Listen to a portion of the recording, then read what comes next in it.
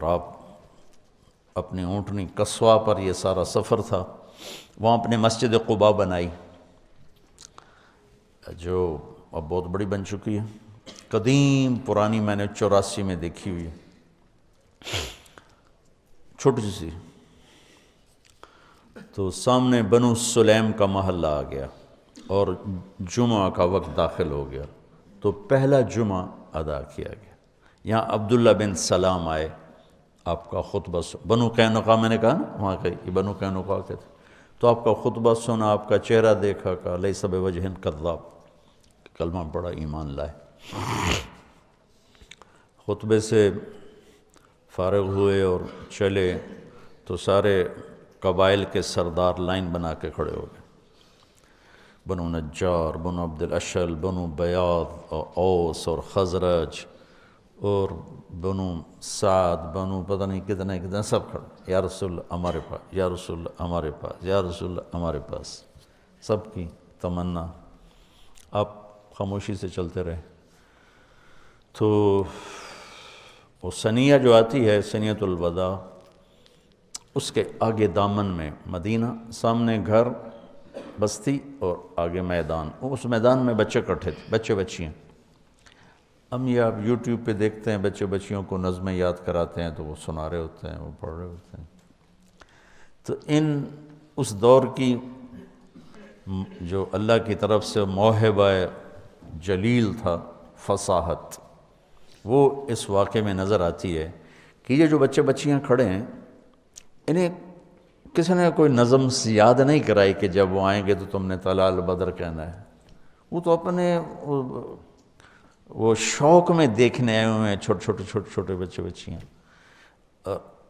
صورت واقعہ یوں ہے کہ پہلے یوں اونٹنی کا سر باہر آتا ہے، کیونکہ یوں اور یوں آنا تھا، تو ایسے اونٹنی، اس کے سر کے پیچھے آپ کا سر، آپ کا چہرہ مبارک چھپا ہوا۔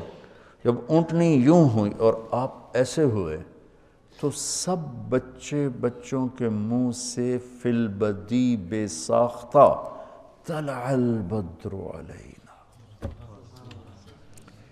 یہ پڑھا ہوا سبق نہیں تھا، طلع البدر علینا من ثنیۃ الوداع وجب الشکر علینا ما دعا للہ داع ایہا المبعوث فینا جئت بالامر المطاع جئت شرفت المدینہ مرحبا بک یا خیر داع۔